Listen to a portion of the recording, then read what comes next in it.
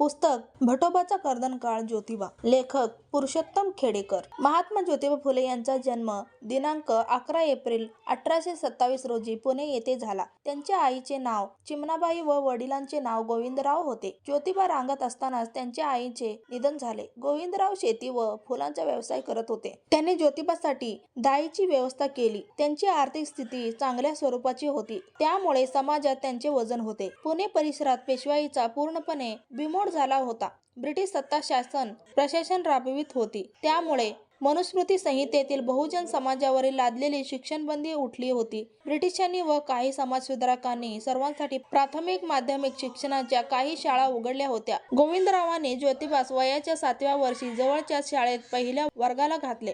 ज्योतिबा अत्यंत तल्लख व बुद्धिमान होते. पहिल्याच वर्षी त्यांचे वेगळेपण प्रभाव निर्माण करत होते. साधी अक्षर ओळख होता ज्योतिबांचा शिक्षणातील उत्साह व आनंद शतगुणित झाला होता. गोविंदरावांच्या घरी त्यांच्या शेतीत व इतर हिशोब लिहिण्यासाठी एक ब्राह्मण समाजाचा कारकून होता. त्याने ज्योतिबाचे शिक्षणातील तेज ओळखले. ज्योतिबा शिकून मोठा झाल्यावर आपली नोकरी जाईल याची कारकुनास भीती वाटली. त्याने गोविंदरावांना ज्योतिबा शिकल्यास शेती बुडेल, नुकसान होईल असे सांगितले. शिक्षणामुळे मुलं बिघडतात, त्यामुळे ज्योतिबा शिकू नये असे गोविंदरावांच्या मनात बिंबवले. अशिक्षित व प्रामाणिक गोविंदरावांना कारकुनाचे म्हणणे पटले व त्यांनी ज्योतिबास त्वरित शाळेतून काढून घेतले.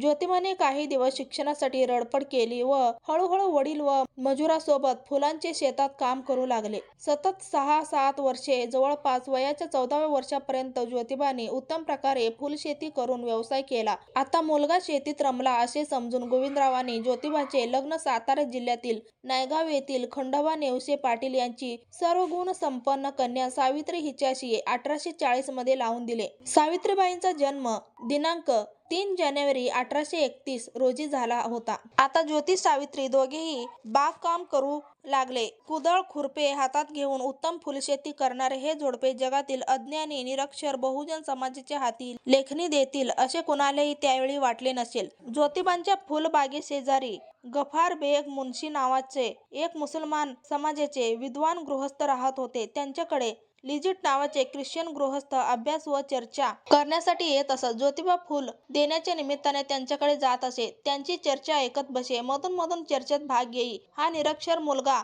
अत्यंत बुद्धिमान असल्याचे गफार बेग मुन्शी व लिजिट यांचे लक्षात आले. त्यांनी ज्योतिबांचे वडील गोविंदराव यांची भेट घेतली व ज्योतिबा अत्यंत बुद्धिमान मुलगा आहे, त्याला परत शाळेत घाला असा आग्रह धरला. त्यामुळे इसवी सन 1841 साली म्हणजे वयाच्या 14व्या वर्षी ज्योतिबांना पुन्हा इंग्रजी पहिल्या वर्गात घालण्यात आले. ज्योतिबा सलग प्रथम क्रमांकाने पास होत 20व्या वर्षी 7वी इंग्रजीची परीक्षा उत्तम प्रकारे पास होऊन बाहेर पडले. सुरुवातीपासूनच काबाड कष्ट मेहनत यामुळे ज्योतिबांचे शरीर पिळदार होतेच. त्यातच त्यांनी शालेय शिक्षण घेत असताना वस्ताद लहुजी साळवे यांच्या तालमीत शारीरिक शिक्षणही घेतले. तसेच जगातील विविध तत्ववेत्यांची इंग्रजी भाषेतील सामाजिक, धार्मिक, आर्थिक क्षेत्राशी संबंधित पुस्तके वाचली. त्यांचा अभ्यास केला, चिंतन व मनन केले. विद्यार्थी जीवनातच त्यांना गफार बेग मुन्शी यांनी पवित्र कुराण व मी लिजिट यांनी बायबल समजावून सांगितले. हिंदू धर्मातील विविध धर्म त्यांनी वाचले. थोडक्यात विद्यार्थी जीवनातच ज्योतिरावांची जगातील प्रमुख धर्मांची बैठक बरीच पक्की झाली होती. ज्योतिबांना मराठी, इंग्रजी, हिंदी, संस्कृत, उर्दू, मोडी भाषा लिहिता बोलता वाचता येत होत्या. पेशवाईत व विशेषतः उत्तर पेशवाईत पुण्यात बहुजन समाजाने भोगलेला त्रास ज्योतिबांनी अनुभवला होता. त्यामुळे इथे ब्रिटिशांची कायद्याचे सरकार आहे ही बाब बहुजन समाजास विकासासाठी पोषक असल्याची त्यांना ह्याच वयात जाणीव झाली. वय 20 वर्षे, इसवी सन 1847. शिक्षण संपल्यावर काही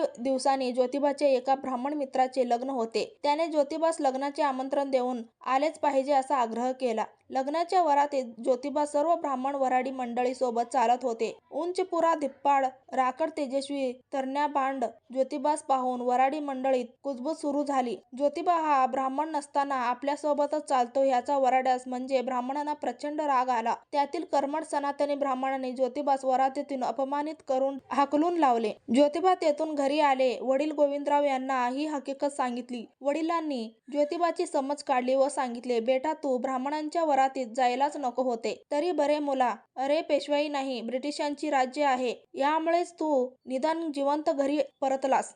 ज्योतिबाच्या मनावर हा आघात अत्यंत खोलवर रुतला. त्यामुळे अगोदरच अभ्यासू व चिकित्सक ज्योतिबाने हिंदू धर्म शास्त्राचा, पुराणाचा, वेदाचा, भाकड कथांचा अत्यंत बारकाईने अभ्यास केला. ज्योतिबाची जडणघडण गफार बेग मुन्शी व लिजिट यांच्या सहवासात झाली होती. मुसलमान व ख्रिश्चन धर्मात हिंदू धर्माप्रमाणे अस्पृश्यता नव्हती, हे त्यांनी लहानपणी अनुभवले होते. पवित्र कुराण व हजरत मुहम्मद पैगंबर यांबाबत ज्योतिबांना आत्यंतिक आदर होता. इस्लामामध्ये समतेचं तत्वज्ञान त्यांना दिसत होते. कदाचित ह्याच प्रभावामुळे ज्योतिबाने पुढे हजरत मुहम्मद पैगंबराबरोबर प्रदीर्घ पोवाडा लिहिला. या पार्श्वभूमीवर ज्योतिबांना वरातीतून हाकलून लावले याचा प्रचंड धक्का बसला. आपल्यासारख्या आर्थिकदृष्ट्या सधन व उच्चशिक्षित व्यक्तीला जर असे वागवले जात असेल तर उर्वरित बहुजन समाजातील घटकांना कोणत्या भयानक संकटांना सामोरे जावे लागत असावे याबाबत ज्योतिबांना चिंताग्रस्त होऊन विचार करू लागले. समाजातील ह्या विषमतेचे मूळ कारण शोधण्याचा त्यांनी ध्यास घेतला. तेव्हा त्यांना हिंदू धर्मातील मनुस्मृती संहितेनुसार निर्माण झालेली चातुर्वर्ण व्यवस्था व जातीव्यवस्था हेच विषमतेचं कारण असल्याचं लक्षात आलं. हिंदू धर्मीय म्हणून जगणारा समाज हा विविध जाती पोटजात विभागल्याचे ज्योतिबांच्या लक्षात आले. धर्मतत्वज्ञानानुसार प्रत्येक जात एकमेकास उच्च नीच समजत असे. परिणामी समाजात रोटीबंदी, स्पर्शबंदी, बेटीबंदी, शिक्षणबंदी, वेदबंदी, तटबंदी, भेटीबंदी अशा विविध प्रकारची साधने पूर्णपणे रुजली होती. समाजाने ती एक निसर्गाचीच देण म्हणून स्वीकारली होती. ह्या सामाजिक गुलामगिरीचे व मानसिकतेचे कारण ज्योतिबांनी शोधले. समाजात पसरलेले अज्ञान, अंधश्रद्धा, वाईट रूढ्या व परंपरा, दैववाद, सामाजिक विषमतेचे, स्त्री पुरुष समानता, असमानता इत्यादी दूर करता येणारी कारणे त्यांच्या लक्षात आली. ह्या सर्वांचा नायनाट करायचा झाला तर केवळ शिक्षण हाच यावर एकमेव उपाय असल्याचे ज्योतिबांनी अभ्यासाअंती ठरवले. विद्येविना मती गेली, मतीविना नीती गेली, नीतीविना गती गेली, गतीविना वित्त गेले, वित्तविना शूद्र खचले. एवढे सारे अनर्थ एका अविद्येने केले हे ज्योतिबांनी हेरले. बहुजन समाजास जगात मानासन्मानाने जगता यावे यासाठी स्त्री शिक्षणाशिवाय पर्याय नाही हे ज्योतिबांच्या ध्यानात आले आणि ज्योतिबांनी सर्व समाजातील सर्वच घटकांना उच्च दर्जाचे हक्काचे व व्यावहारिक शिक्षण देण्यासाठी